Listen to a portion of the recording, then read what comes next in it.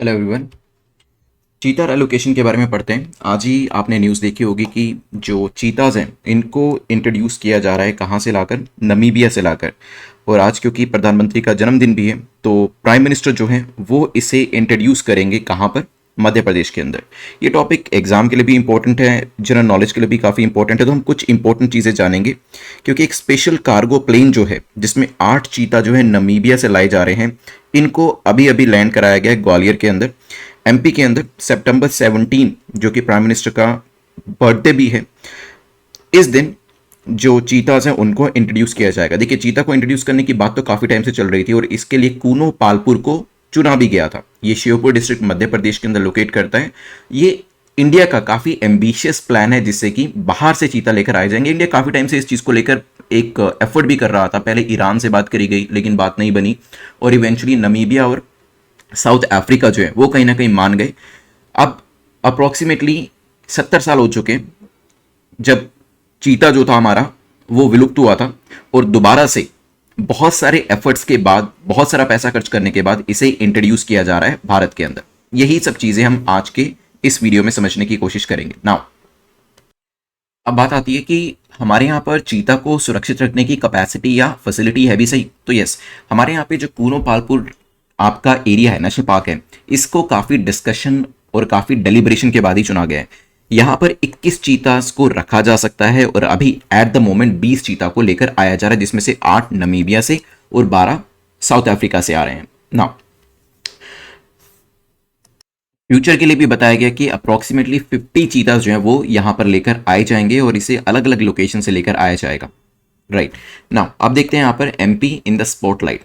देखिए, बात काफ़ी पुरानी है क्योंकि ऐसा नहीं है कि आउट ऑफ द ब्लू आज हमने मध्य प्रदेश को चुन लिया।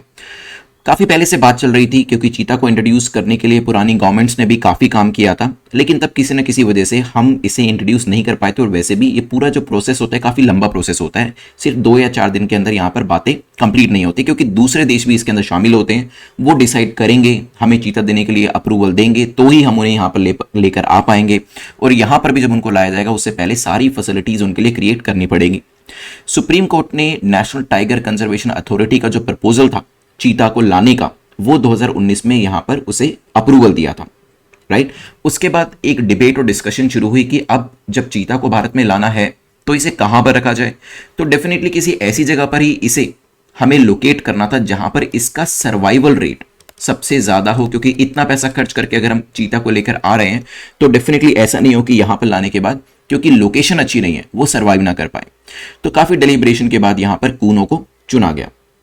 नाउ इवन कूनो जो रीजन है, कूनो नेशनल पार्क जो रीजन है, वहां पर भी काफी सारे चेंजेस किए गए हैं। फॉर एग्जांपल वहां पर भी जो चीताज हैं उनके खाने पीने का इंतजाम, इन द सेंस कि वहां पर जो डियर्स हैं, हिरन है, उनको इंट्रोड्यूस किया गया ताकि जो प्रे है शिकार करने में इनको दिक्कत ना हो। अब एक टाइमलाइन भी समझने की कोशिश करते हैं।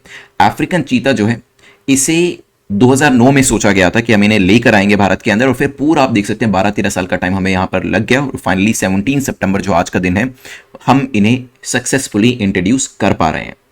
इनसे पहले हमने ईरान से चीता लाने की बात करी थी, लेकिन ईरान के साथ हमारा कंक्लूजन नहीं हो पाया। ईरान प्रॉबली हमसे उसके बदले में लायंस मांग रहा था और हम उसे देने के लिए शायद तैयार नहीं थे। तो यहाँ पर किसी न किसी रीजन की वजह से ईरान से बात नहीं बन पाई, और इसी वजह से एशियाटिक चीता जो ईरान के पास है वो हम अपने देश के अंदर इंट्रोड्यूस नहीं कर पाए। तब हमने अफ्रीकन चीता की तरफ ध्यान देना शुरू किया और सोचा कि चलिए अफ्रीकन चीता को हम यहाँ पर लेकर आते हैं। चीता जो है it is world's fastest land mammal, ये तो हम जानते ही हैं, और लार्जली ये अफ्रीका और एशिया में ही पाया जाता है। हमारे यहाँ पर भी मिलता था लेकिन इसका काफ़ी ज़्यादा शिकार किया गया और उसके बाद इसकी संख्या बिल्कुल ज़ीरो हो गई। कूनो नेशनल पार्क आज के दिन की बात करें तो अराउंड 11 बजे के आसपास जो चीताज हैं उनको यहाँ पर इंट्रोड्यूस किया जाएगा भारत के अंदर after you can say 70 years. कुछ इंपॉर्टेंट चीज़ें जान लेते हैं कूनो के बारे में और गिर के बारे में, क्योंकि ये दो काफ़ी इंपॉर्टेंट लोकेशंस है। गिर फेमस है किसके लिए? एशियाटिक लायंस के लिए, और कूनो अब फेमस हो जाएगा किसके लिए? अफ्रीकन चीतास के लिए। कूनो नेशनल पार्क लोकेट कहाँ करता है? प्रीलिम्स के अंदर एक इस तरीके का क्वेश्चन पूछा जा सकता है। One of the most unique destination माना जाता है। वाइल्ड लाइफ लवर्स जो है, जो जंगल या नेशनल पार्क सेंचुरीज को देखना पसंद करते हैं, वो ऐसी जगहों पर जाना ज्यादा पसंद करते हैं। नाउ यहां पर चीतल, सांबर, नीलगाय, चिंकारा, कैटल की काफी हेल्दी पॉपुलेशन मिल जाती है। और अगर हम प्रेडेटर्स की बात करें तो यहाँ पर लेपर्ड भी अवेलेबल है, हाइना भी अवेलेबल है। तो बेसिकली चीता से पहले काफी सारे प्रेडेटर्स जो हैं, जिसे हम टॉप मोस्ट प्रेडेटर्स कहते हैं, वो सक्सेसफुली यहाँ पर रह रहे हैं। नाउ लास्ट रिकॉर्डेड इंडिविजुअल जो यहाँ पर चीता था, शॉट इन सुरगुजा छत्तीसगढ़ के अंदर, और 1952 में फिर हमने डिक्लेयर किया कि हमारे पास अब चीता खत्म हो चुके हैं, राइट। सेम चीज हमें लायंस के केस में भी देखने को मिली, लेकिन गिर के अंदर इनका अपीयरेंस फिर भी एग्जिस्ट करता था। अगर हम टाइमलाइन से चलते हैं तो 1878 के अंदर जो जूनागढ़ के नवाब थे, उन्होंने एशियाटिक लायन को मारना बिल्कुल इसके ऊपर रोक लगा दी थी। फिर हम थोड़ा सा आगे 1947 के अंदर लास्ट 3 एशियाटिक चीतास जो थे उनको भी मार दिया गया छत्तीसगढ़ के अंदर। चीतास को 5 साल के बाद एक्सटिंक्ट डिक्लेयर कर दिया गया कि अब हमारे पास बिल्कुल भी चीता अवेलेबल नहीं है।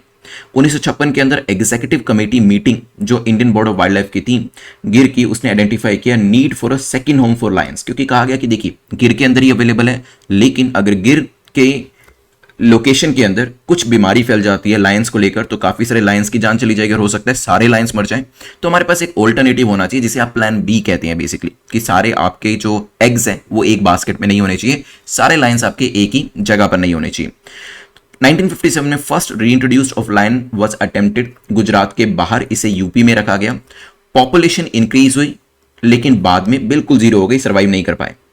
गिर फॉरेस्ट को वाइल्ड लाइफ सेंचुरी डिक्लेयर कर दिया गया in the very same year, ताकि इसको फर्दर और भी प्रोटेक्शन प्रोवाइड करी जा सके। एंड साइंटिफिक स्टडी जो थी वो यहां पर गिर लायंस के ऊपर शुरू करी गई, राइट। फिर 1994 में एक नए तरीके का वायरस यहां पर आता है जिसे कहा जाता है कैनाइन डिस्टेंपर वायरस, सीडीबी। और ये इस तरीके के वायरस से ही डर लगता है, क्योंकि अगर ये किसी भी बिग कैट्स में, डॉग्स में या अदरवाइज भी जानवरों में होता है तो फिर उनकी जान जा सकती है और पूरी पॉपुलेशन भी उनकी खत्म हो सकती है। फर्स्ट साइंटिफिक प्रपोजल फिर आता है मध्य प्रदेश को 1995-1996 के अंदर चुना जाता है कि यहां पर हम चीतास को इंट्रोड्यूस करेंगे।